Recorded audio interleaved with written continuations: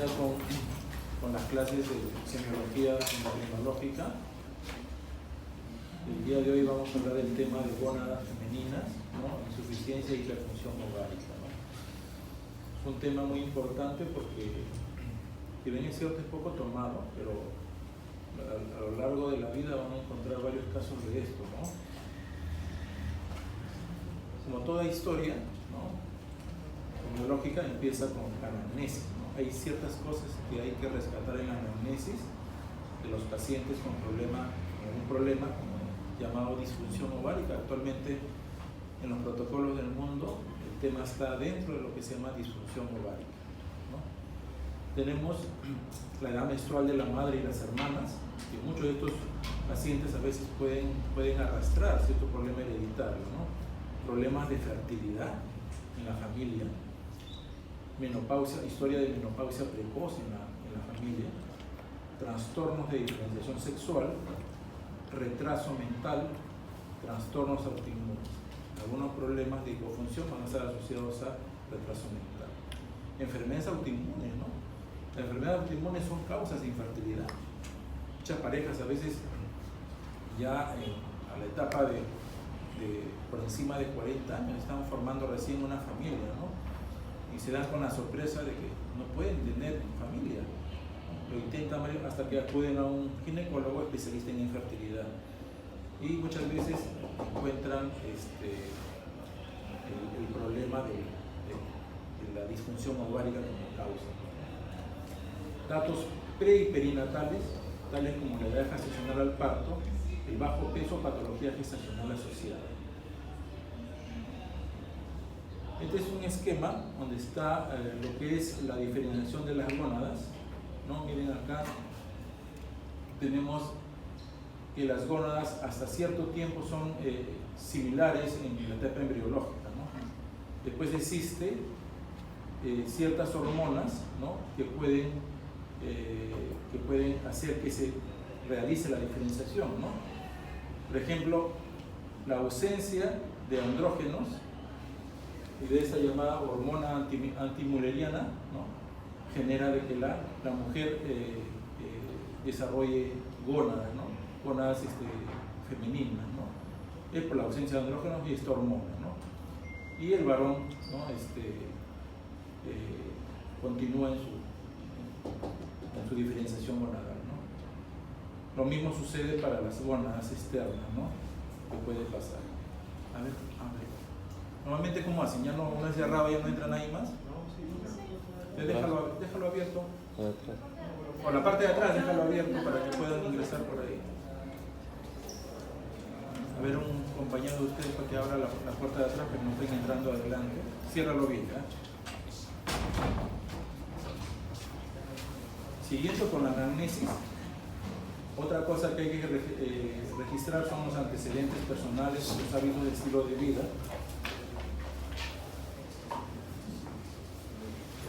El ejercicio extremo, la pobre ingesta de calorías, los tóxicos, ¿no?, patologías asociadas, ¿no?, como les dije, enfermedades autoinmunes como hipotiroidismo, diabetes, enfermedad de Addison, pacientes con vitiligo, con lupus, con anemia perniciosa, con artritis reumatoide, con miastenia, con enfermedad celíaca, ¿no?, que el paciente tenga discapacidad intelectual o motora.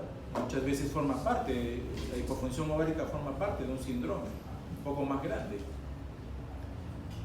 Antecedentes de parotiditis, ¿ya?, alteraciones oculares, ¿no?, y si el paciente ha recibido quimio o radioterapia, ¿no? Antecedentes ginecológicos u obstétricos, ¿no?, edad de la menarquia, el ritmo menstrual, si ha habido pubertad precoz. ¿Alguien sabe a partir de cuándo hablamos de pubertad precoz en el varón o en la mujer? No sé si ya las han mencionado. Pubertad precoz es menos de 8 años en la mujer y menos de 9 en el varón, ¿ya? Ese es pubertad precoz. Al final de la clase vamos a mostrar un caso de pubertad precoz en una niña peruana.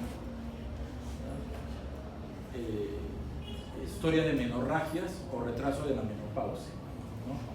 Estudios y diagnósticos previos de anovulación uso de anticonceptivos orales previos también en el paciente, antecedentes obstétricos, si el paciente ha recibido quimioterapia, radioterapia, cirugía sobre los anexos, signos de hipoestrogenismo o hipoestrogenismo, que es lo mismo, o sea, síntomas vasomotores como los bochornos, sequedad vaginal, ¿ya? Historia de dispareunia. ¿Saben qué es dispareunia? Dolor con las relaciones sexuales, ¿no?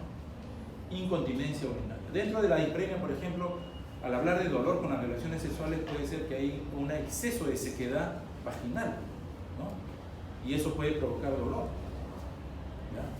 Y es pues básicamente porque no hay mucha secreción en la zona vaginal, por eso que no hay lubricación y esto genera dolor. El hábito corporal, o sea, me refiero al estado constitucional, estado de los caracteres sexuales secundarios, hay que revisar siempre eso, ¿no? Descartar alguna dismorfia o síndrome malformativo, ¿ya? Por ejemplo, este síndrome, ¿ya? Síndrome de bléfaro-fimosis, tosis, epicanto inverso, BP se llama, ¿no? Es causa de infertilidad, ¿no? Casos de ataxia cerebelosa que también cursan a veces con hipofunción ovárica, ¿no? Historia de sordera o hipoacusia en el síndrome de Perrow que también puede causar hipofunción ovárica, ¿no? Descartar siempre una patología suprarrenal,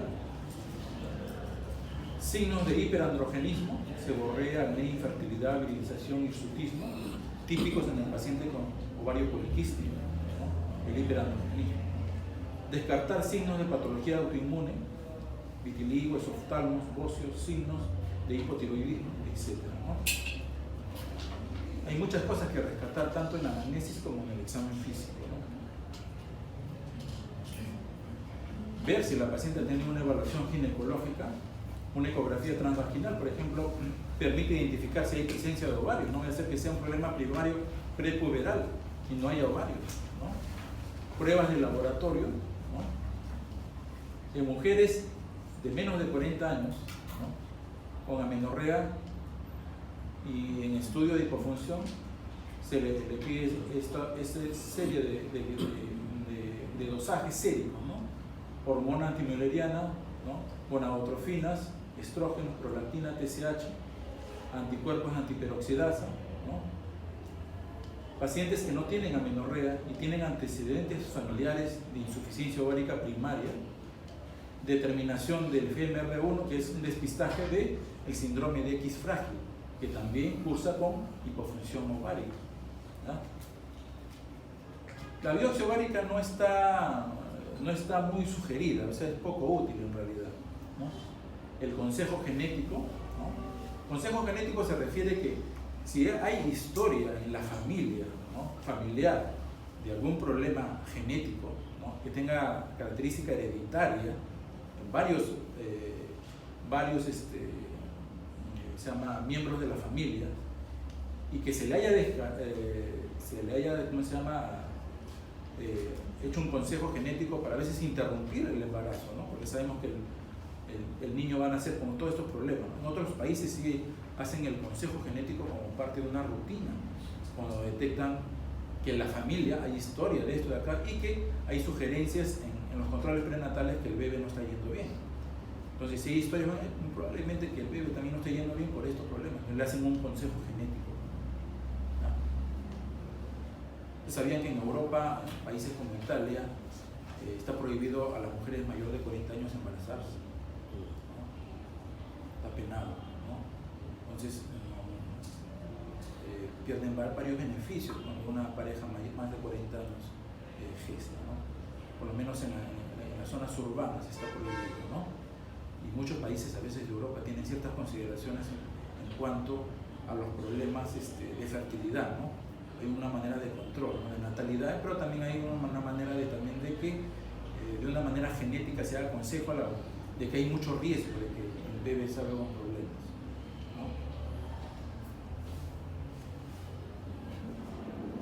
Ese para recordar un poquito el eje, ¿no? El eje, tenemos al hipotálamo, tenemos a la hipófisis, tenemos a las gonadotrofinas que van a estimular al ovario, ¿no? El ovario va a liberar estas hormonas, la progesterona, el estrógeno, ¿no? Estas van a tener también muchos efectos periféricos, ¿ya?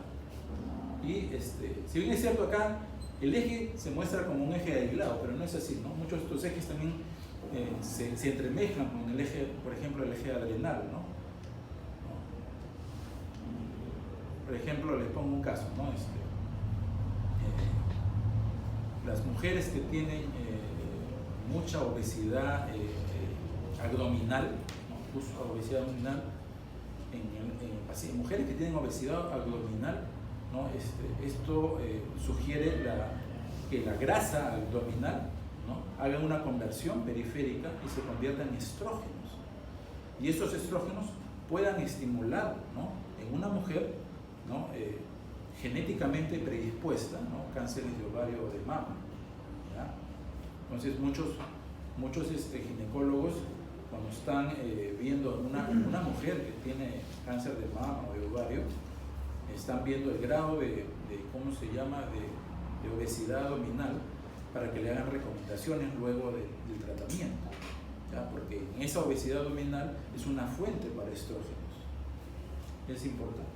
Bueno, acá está lo mismo del eje, pero en un dibujo anatómico, ¿no? Tenemos acá el hipotálamo, la hipófisis, ¿no? La liberación de gonadotrofinas, esta sobre el ovario, ¿no? Y ver acá en cada ciclo cómo se libera un folículo, ¿no? Esto es lo normal que sucede, ¿no?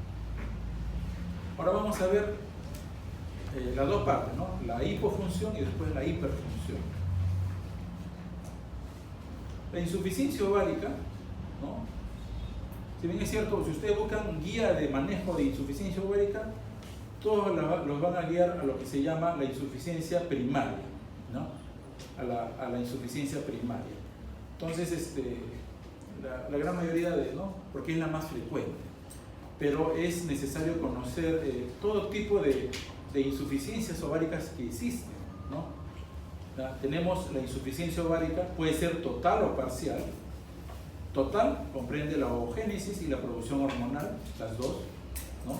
La parcial, cuando haya anovulación o carencia solo del cuerpo amarillo, o el cuerpo amarillo insuficiente también se le llama. La insuficiencia primaria, secundaria o terciaria se va a llamar según qué parte del eje está alterado, ¿no? Gónada, primario, ¿no?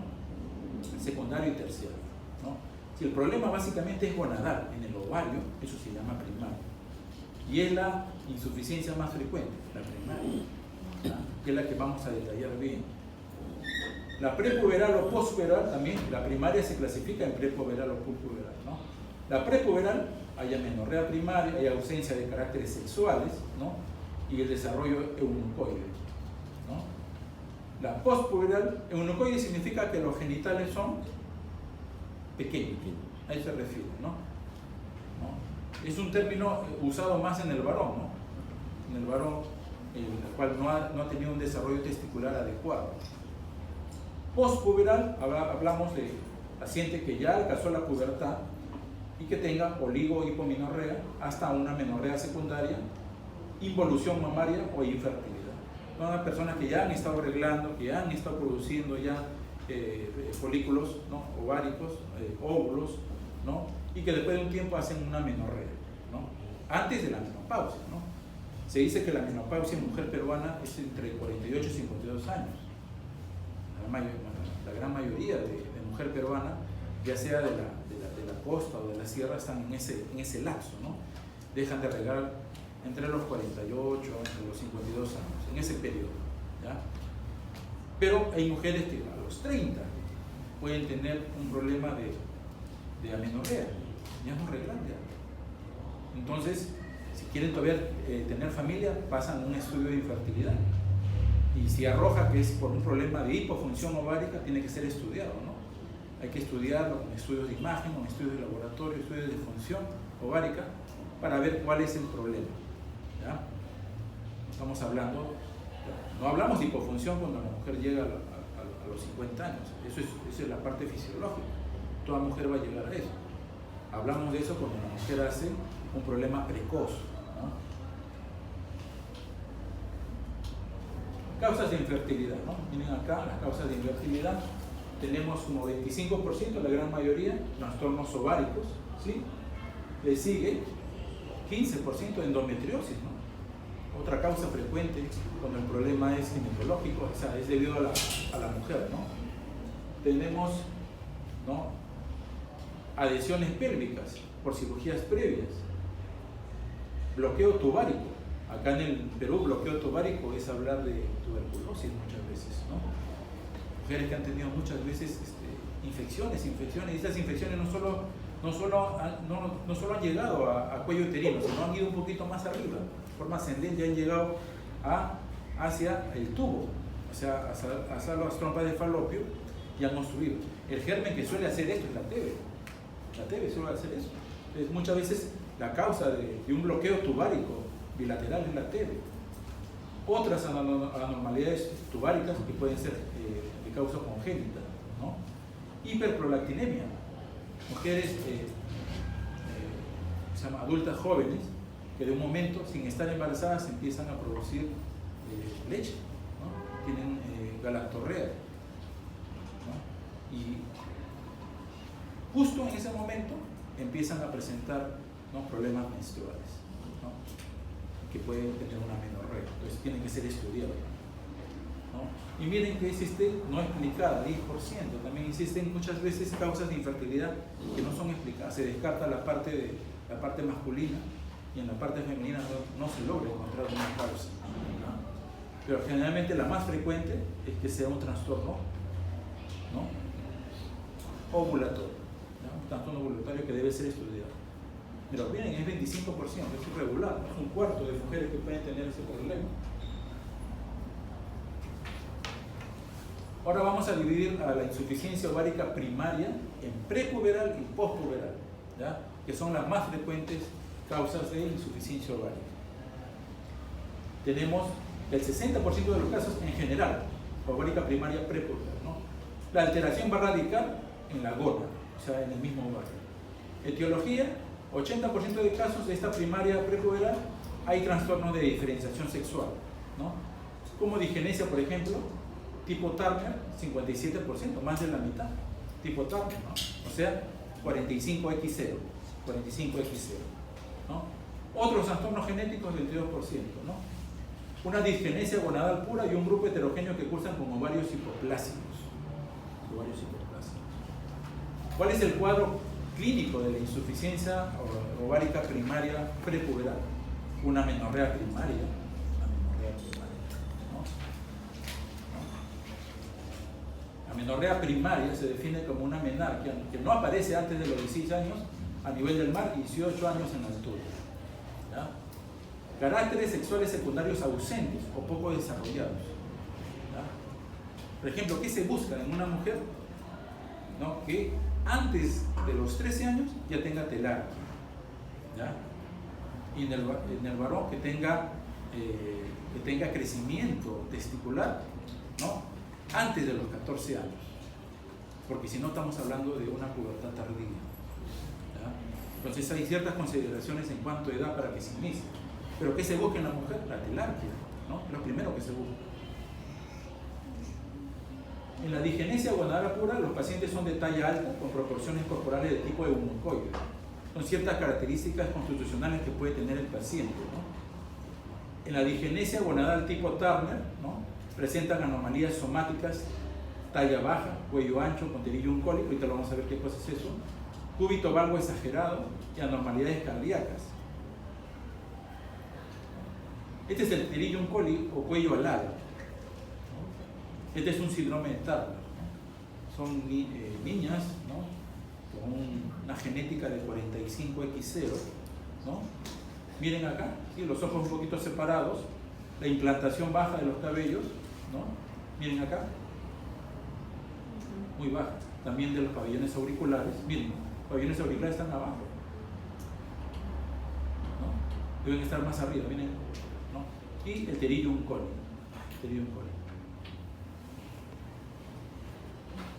acá se ve un poco mejor, ¿no? Valvulopatías como la estenosis aórtica, clásicas en el Turner, ¿no?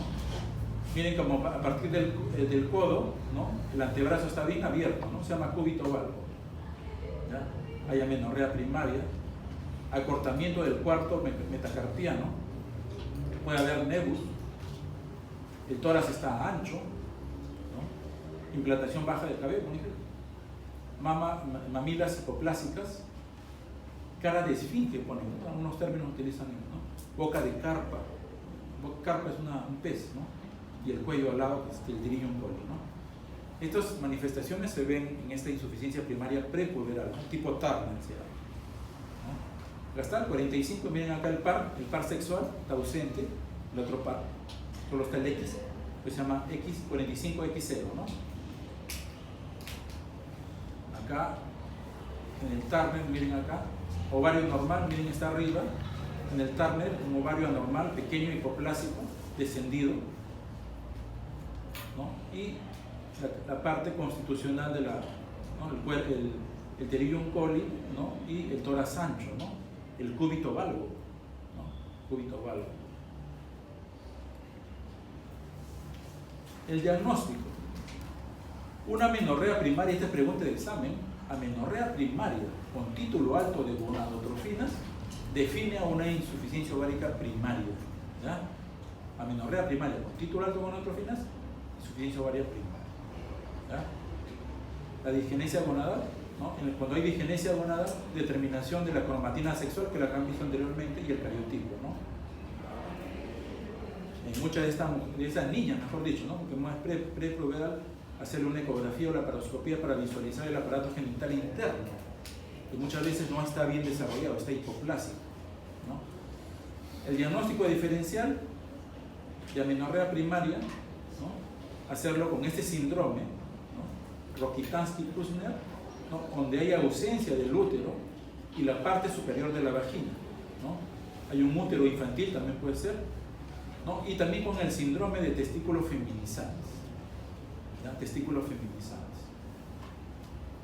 Todas, este diagnóstico diferencial que se hace el Turner con esta, todas van a tener un desarrollo de caracteres sexuales secundarios y gonadotrofinas normales, o ligeramente altas, los llamados testículos feminizados, ¿no? Aparentemente es una mujer, ¿no? Pero miren su fórmula cromosómica es XY, el par sexual. No es XX, es XY, ¿ya? La jovencita tiene, ¿no? Un síndrome de Morris, ¿no? Que es un síndrome de testículo feminizante, ¿ya? Estos pacientes es causa también de hipofunción ovárica, ¿no? Insuficiencia ovárica primaria postpuberal. Ya la mujer ha tenido ya varios años en los cuales ha estado arreglando en forma normal su función ovárica normal y de un momento a otro empieza con los problemas, ¿no? Como dice, previamente ha tenido una función ovárica normal, ¿ya? Entonces, es lo que permitió su desarrollo puberal normal, ¿no? Ahora, ¿cuáles son las causas de que después de un tiempo la mujer pueda tener este problema de insuficiencia ovárica postpuberal? La oforectomía, ¿no? La castración por radiación, radiaciones por algún cáncer de cervix, por un cáncer de vejiga, ¿no? Por un cáncer de recto, puede haber llegado a ese daño en la zona ovárica, ¿no? Cuadros autoinmunes ováricos, ¿ya? Hay que ver si la paciente tiene algún antecedente o historial de enfermedad, ¿no? Autoinmune. Infecciones bacterianas o virales, ¿no? Tumores funcionantes con actividad androgénica de origen ovárico o suprarrenal. Hace medio año tuvimos en el piso de mi hospital, tuvimos un paciente, ya jovencito, más de 20 años, que hizo parotiditis, hizo edema testicular, ¿ya? Edema testicular. Después de pasado ya el evento con tratamiento antiinflamatorio, el paciente fue mejor, cayó la fiebre, todo eso, ¿no? ¿Ya? Hizo un tratamiento, ya se le quedó con seguimiento para ver, con urología para ver si había habido daño, ¿ya? Probablemente le vayan a hacer biopsia, bueno, o también por ejemplo le vayan a estudiar un espermatograma para ver si está produciendo en forma normal, ¿ya? Porque sí hizo edema bilateral en ambos testículos, ¿ya? Y es una persona que ya alcanzó ya la pubertad. Muchas veces en la mujer pasa lo mismo, ¿no? La mujer tiene parotiditis, ¿no? Está ya arreglando, tiene función ovárica normal y después de ese evento viral puede quedar con daño, No digamos que todas van a... No. Estamos hablando de casos aislados, ¿no? ¿Ah? Tumores funcionantes con actividad androgénica, origen ovárico suprarrenal. ¿Ya? El paciente ha tenido administración de andrógenos, ¿no? Tantas personas, atletas o levantadores de pesas que se ponen a consumir andrógenos para ganar masa muscular, ¿no? Y han visto que también en halterofilia también hay mujeres, ¿ya? Que pueden consumir andrógenos para ganar masa y pueden quedar con insuficiencia ovárica, ¿ya? Historia de menopausia precoz, resistencia ovárica a las gonadotrofinas, si el paciente ha recibido quimioterapia, ¿ya? O tienen digenencias gonadales atípicas, pues, son cosas ya raras, ¿no? En el cuadro clínico, ¿ya? El sexo en el caso de oforectomía, hay una declinación progresiva de la función ovárica, progresiva, no es de brusco, ¿no? Como oligohipomenorrea, o sea, alteraciones menstruales, disminución de la libido. La libido es muy dependiente, ¿no? En la mujer de la función ovárica, ¿no? Hasta la frigidez, hay mujeres que ya no tienen nada de libido, ¿no? Disminución de la capacidad procreativa, ¿no? Regresión de ciertos caracteres sexuales secundarios. Digamos, una mujer que después de un tiempo empieza, el tamaño y turgor de los senos cambia, empiezan a disminuir de tamaño, ¿no? Mujeres de 40 años, baja de tamaño. Y después, a la par, empieza con una alteración menstrual, ¿no? Hay que descartar una hipofunción ovárica, si es que quieren tener hijos. Y todo eso pasa postpuberal, ¿no? Postpuberal. El trofismo de los genitales externos disminuye de tamaño también, ¿no? Aplanamiento del glúteo también puede haber. Disminución del vello pubiano, ¿no? Signos de hipoestrogenismo, ¿no? Sequedad en la vagina, varias cosas que pueden haber, bochornos, todo eso, ¿no? Y que se encuentran también concentraciones elevadas de gonadotrofinas en sangre, también se encuentran. En la primaria, característico de la primaria, sea prepuberal o postpuberal, lo común es que las gonadotrofinas están elevadas en sangre. Me refiero a la LH y la FSH. Esta es la menopausia, pero la menopausia es un proceso fisiológico. Pero imaginen que este proceso ocurra en una persona joven, digamos de menos de 36 años, ¿no? Todo esto, ¿no?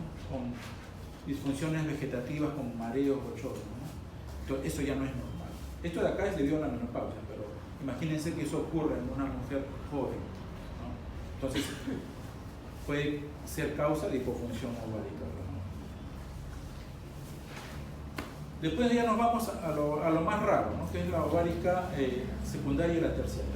La secundaria, bueno, los pacientes tienen disminución o ausencia de producción de gonadotrofinas, o sea, no hay LH, no hay FSH, a diferencia de la primaria, ¿no? Para el diagnóstico, manifestaciones de patología hipoficiaria, el paciente tiene que tener, ¿no? Alguna manifestación de, por ejemplo, los tumores, la necrosis postparto, síndrome de Sheehan. Sheehan, por ejemplo, es un ejemplo clásico, ¿no? De una insuficiencia ovárica secundaria, ¿no? Deficiencia hormonal múltiple, ¿no? Entonces, la clásico, esto acá, pregunta examen, concentración baja de gonadotrofinas, ¿ya? En la primaria era al revés, había títulos altos, ¿no? ¿Ya? La respuesta ovárica a la administración de gonadotrofinas, hay una buena respuesta ovárica a la administración de gonadotrofinas, esas están bajas, tú le das y va a responder bien el paciente, va a restablecer su función ovárica. Más bien, si le das GnRH, ¿no? Que es un poquito más arriba, hay una respuesta deficiente. Síndrome de Sheehan, para recordar, el paciente está gestando, ¿no? Se produce el parto y hay mucha pérdida de sangre, excesiva pérdida de sangre, ¿no? El paciente se hipotensa, severo, ¿no? Se produce una isquemia en la hipófisis, ¿no? Al inicio, en las tomografías iniciales, ¿no? Se va a ver signos de infarto, un signo de infarto en la tomografía, todo opaco, ¿no? La zona de acá, ¿no? Y con el tiempo, la silla turca se va a poner vacía, porque la hipófisis se va a ir disminuyendo de tamaño hasta totalmente desaparecer. Entonces, todas las hormonas que producía la hipófisis van a venir a menos, y eso se llama panhipopituitarismo, ¿no? Panhipopituitarismo, ¿no? ¿Qué va a tener el paciente? Amenorrea, ¿no? Agalactia, no va a poder darle lactar. Es clásico. Y le preguntas, ¿en qué se caracteriza el chica? Por agalactia, ¿no? Agalactia, o sea, no dan de lactar. En ese parto no han podido darle lactar. Se les corta así de brusco la producción láctea, ¿no? ¿Ya? Entonces, el paciente va a tener insuficiencia suprarrenal e insuficiencia tiroidea también.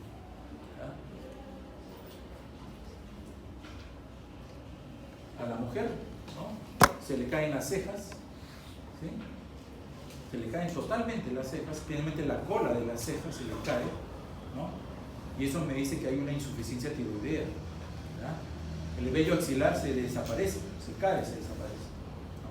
El vello pubiano también se desaparece. ¿Ya?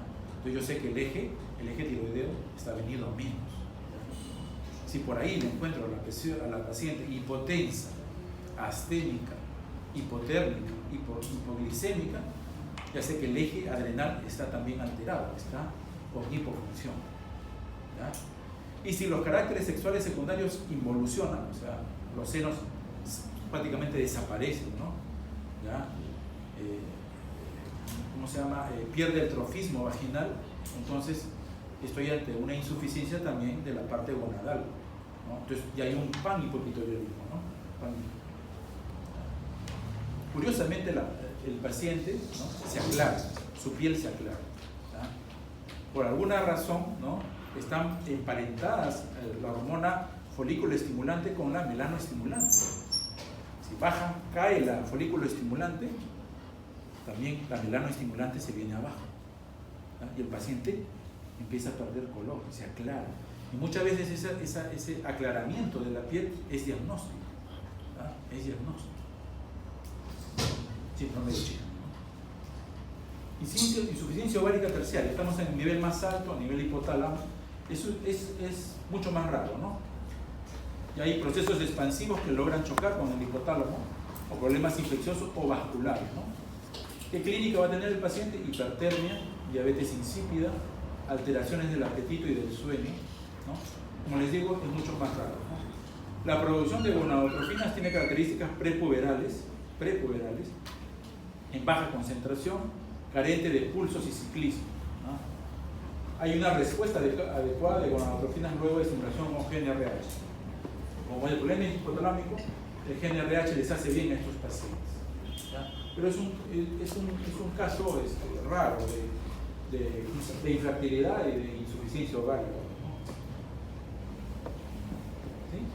Antes de pasar a hiperfunción ovárica, ¿alguna pregunta de hipofunción? Que es lo más frecuente.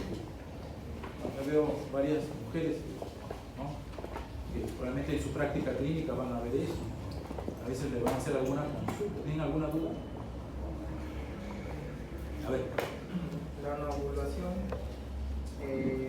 puede venir con falta de menstruación. Claro, es lo que uno tiene que evaluar. Lo primero que se evalúa cuando una mujer está infértil es ver, o sea, si hay infertilidad, primero es ver si esto le corresponde al varón o a la mujer. Al varón se le pide un espermatograma para ver si el espermatograma está normal, si hay algún problema, ¿no? Y si no, si sale normal, se pasa a la mujer y se ve si hay un factor de trompa, o sea, un factor tuvárico, un factor uterino o un factor básicamente ovárico, ¿ya? De la infertilidad. Y si es ovárico, tengo que ver si ovula o no. Entonces le estimula, le da ciertas hormonas para estimular, ¿no? La ovulación y se ve si ovulo, ¿no? Y si hay anovulación, pues esto puede causar, ¿no? En una mujer clínicamente una amenorrea, ¿ya? Pero estos son amenorreas secundarias y son postpuberales, ¿no? Si son prepuberales se llaman primarias, o sea, el paciente nunca.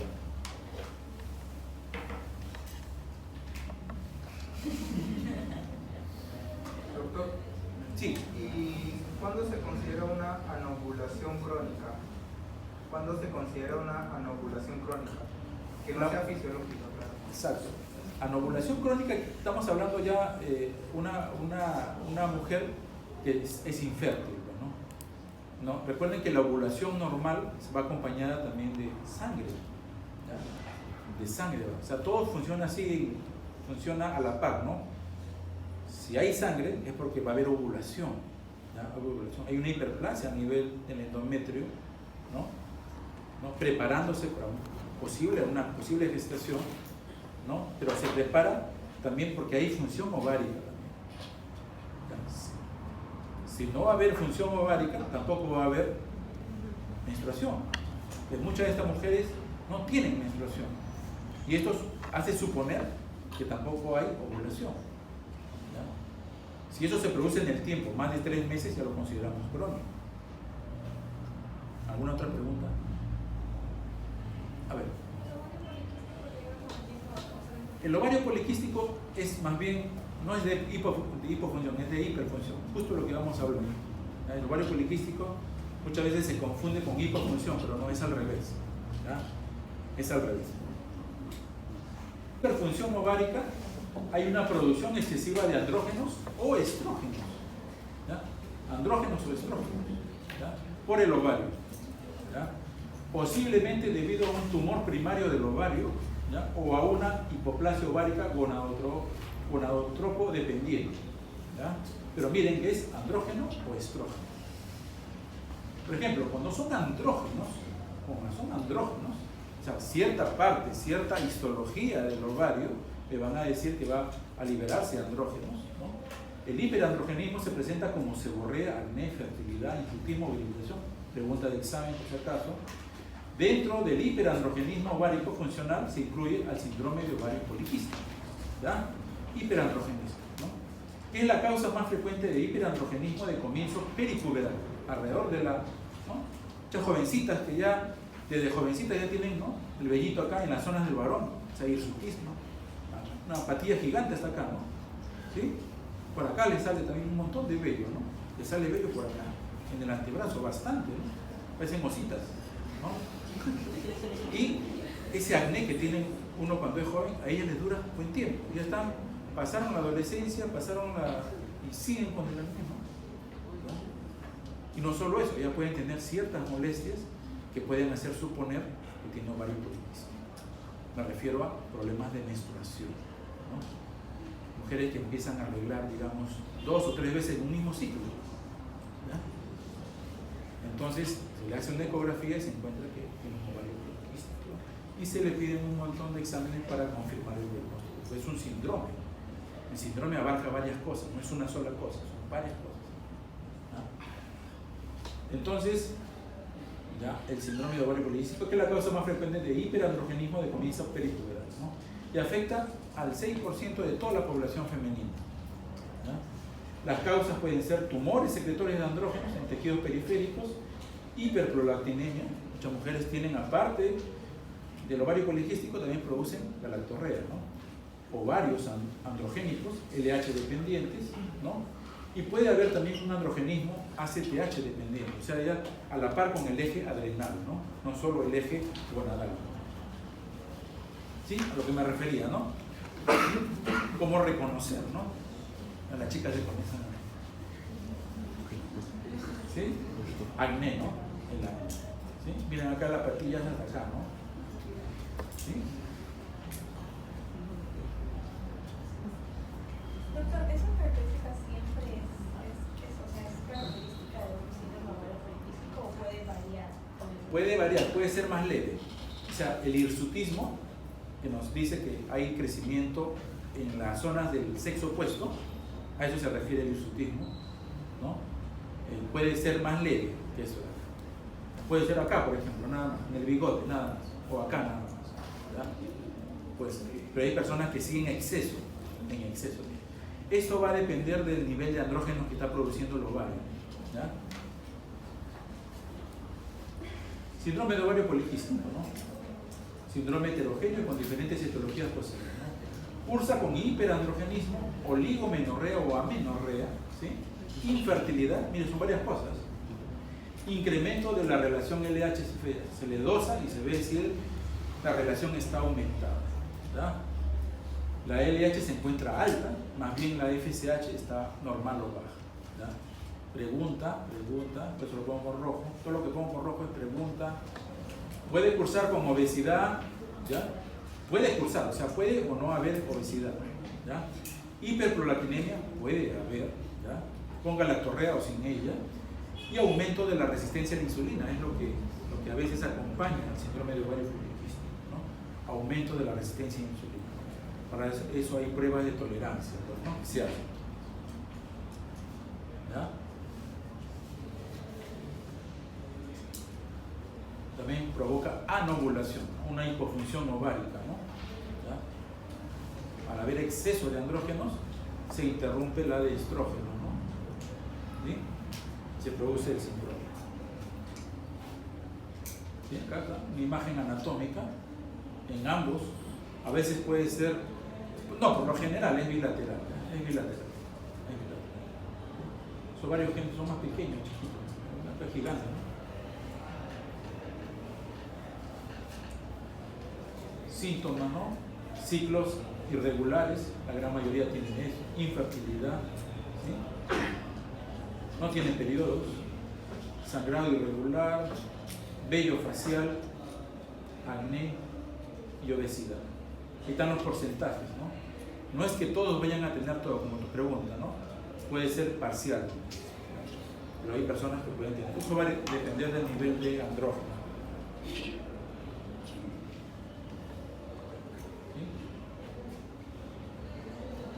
También en el síndrome de ovario poliquístico puede haber acantosis. Como hay resistencia a la insulina, puede haber acantosis, ¿ya? Y todo lo que les hemos mencionado, ¿ya? Ahora, puede ser que el problema de hipofunción ovárica puede ser de hiperfunción ovárica puede ser por hiperestrogenismo, exceso de estrógenos, ¿ya? La causa más frecuente es una conversión aumentada de andrógenos en los tejidos periféricos, tales como hígado, piel y grasa.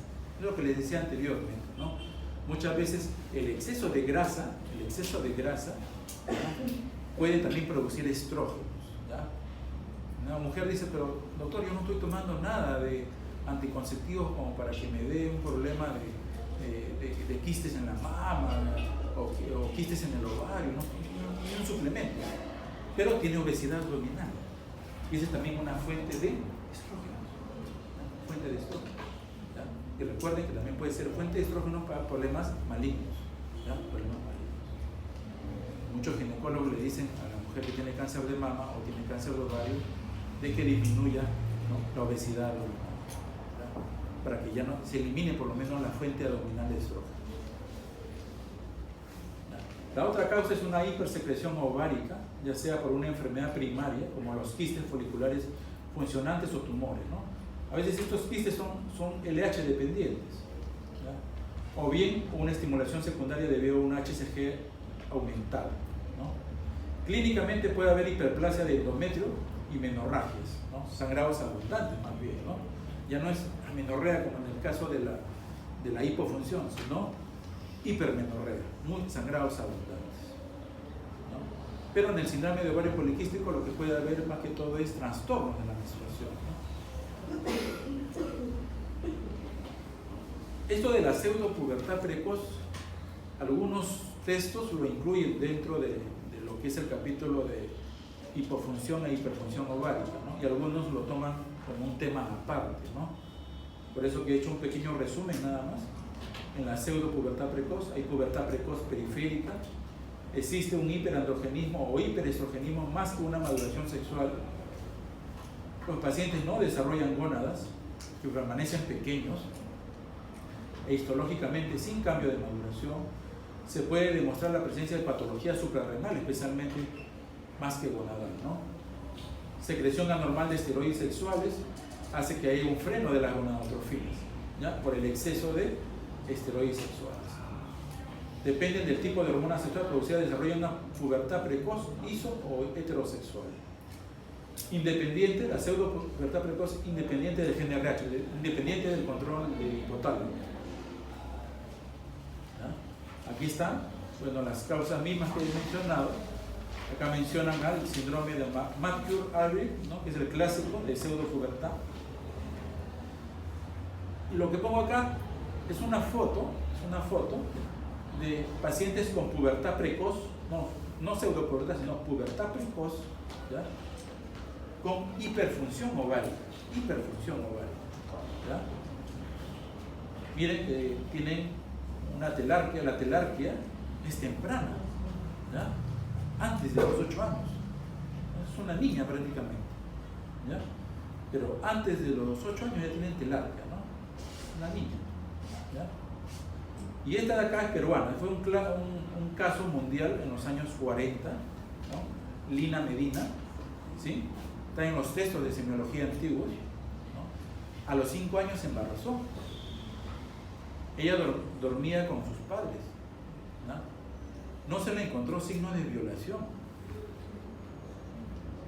Y era como ella vivía en la zona rural, ¿no? Prácticamente se acostaba ahí donde los padres hacían de todo, ahí, ¿no? En la cama, ¿no? Se acostaba con ellos, ¿no? No le encontraron nada de signos de violación, seguía embarazada, ¿no? Pero la chiquita tenía de todo, tenía vello sexual, telarquía, todo tenía, ¿ya? Y a los 5 años ya se embarazó, ¿no? Bueno, el parto acabó en cesárea. Lina Medina creo que falleció a inicios del 2004, por ahí falleció. Su hijo todavía aún vive, ¿no? Prácticamente su hijo era como su hermano, ¿no? Un caso mundial, ¿no? de pubertad precoz, ¿no? Con hiperfunción ovárica. Bueno, chicos, ¿alguna pregunta? ¿Alguna pregunta?